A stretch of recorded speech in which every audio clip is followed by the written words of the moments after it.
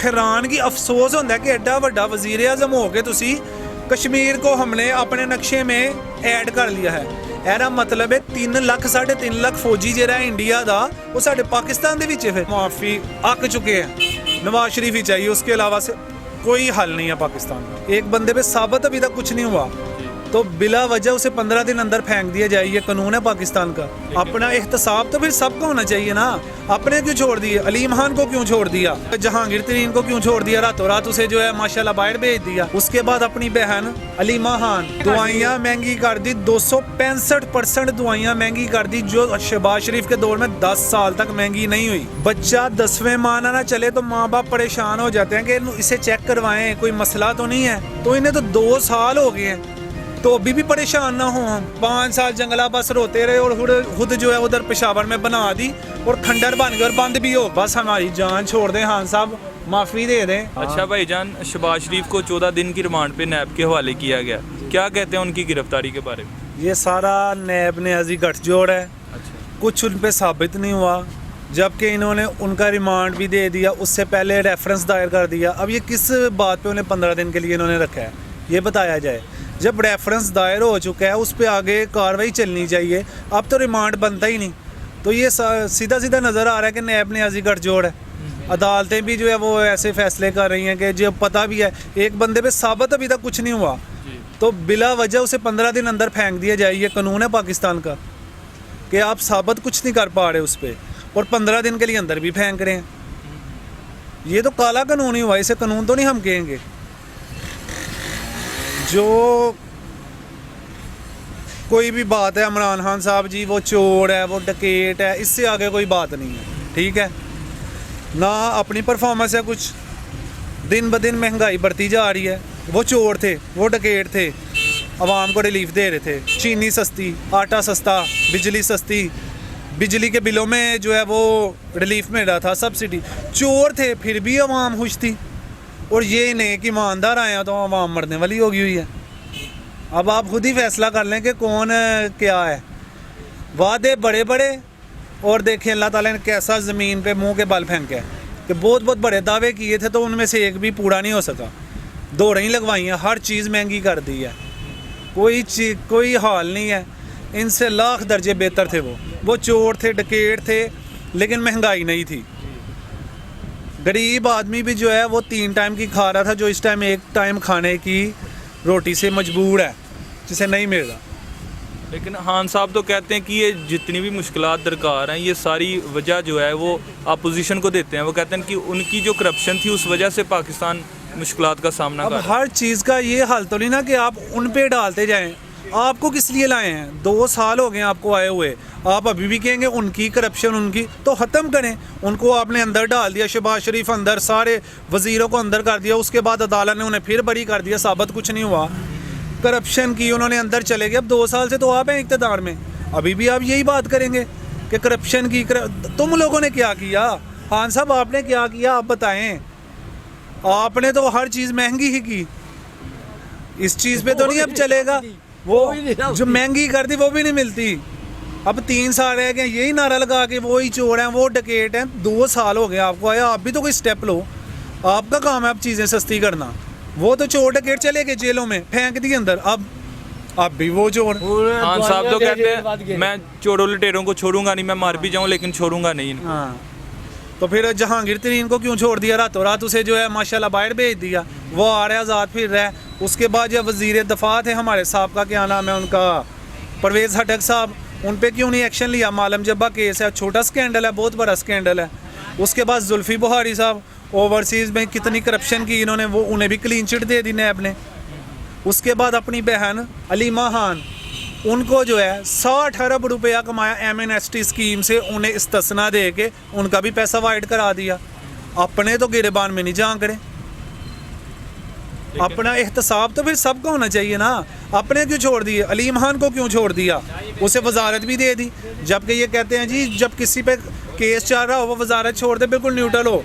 जब उस पर केस चल रहा था उसे आपने 2-3 वजारतें दे दी अलीम खान को। उसके बाद जो है नहीं जी जहांगीर तरीन जो है अरबों की करप्शन है, उस पर क्यों नहीं बोल रहे? उसके बाद यार 2-3 वजीर हैं इनके जिन पे अभी भी करप्शन के केसेस चल रहे हैं। शेख रशीद है, खुसरो बख्तियार है। शेख रशीद इतना बड़ा स्कैंडल के जबकि होश संभाली है इनके दौर में, जब से रेलवे से दिए सबसे ज़्यादा हादसा हो गए हैं। और तहकीक करने वाला कौन है? खुद उसे सर पे बैठाया, उसे कि इस्तीफ़ा दे, उसके बाद जो इंक्वायरी कराई जाए।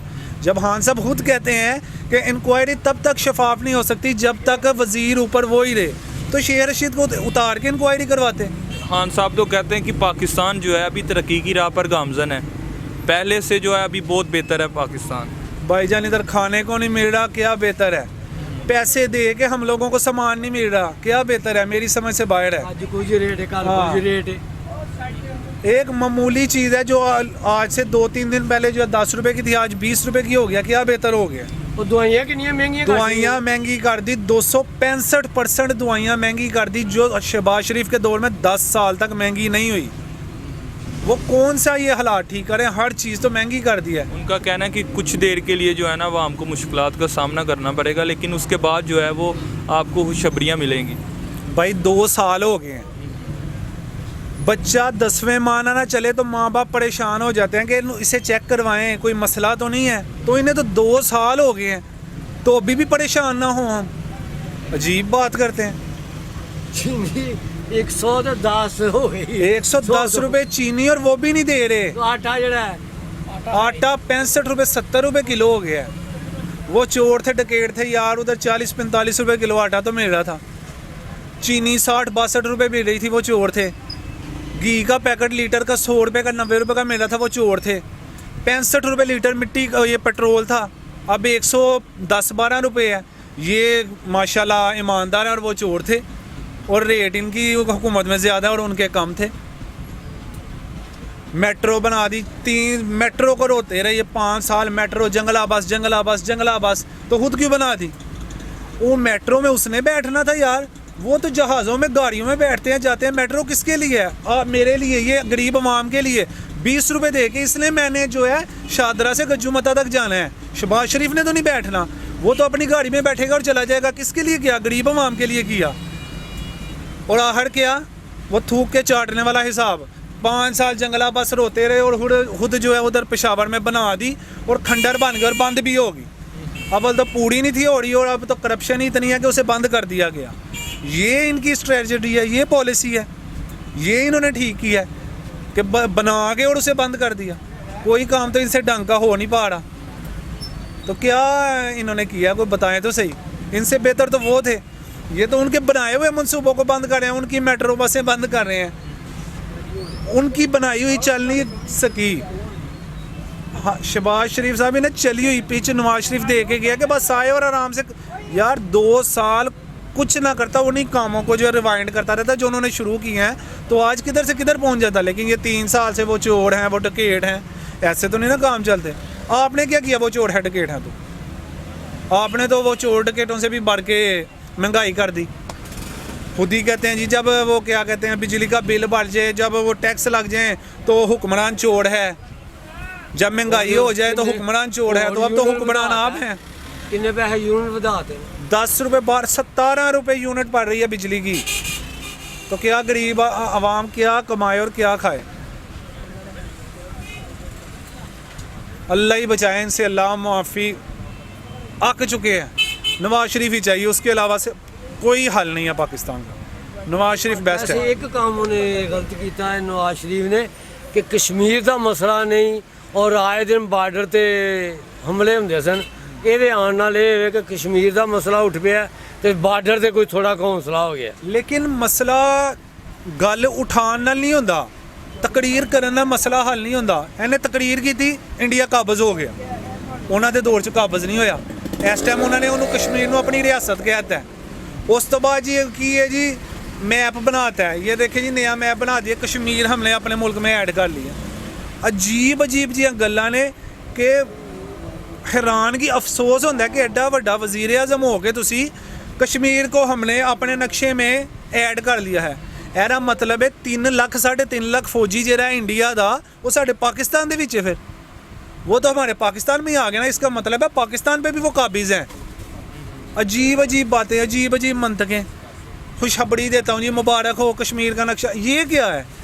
ये बातें करने से मैं अब पेपर पे बना के और इंडिया को अपने मुल्क में शामिल कर लूँ कि जी ये मेरा हिस्सा है। ਤੇ ਫਿਰ ਹਿਸਾਬ ਕਰ ਲਵੇ हाँ, असल तो दसे। बात है उसे अपने अंडर करना, कहना कि ये हमारा है।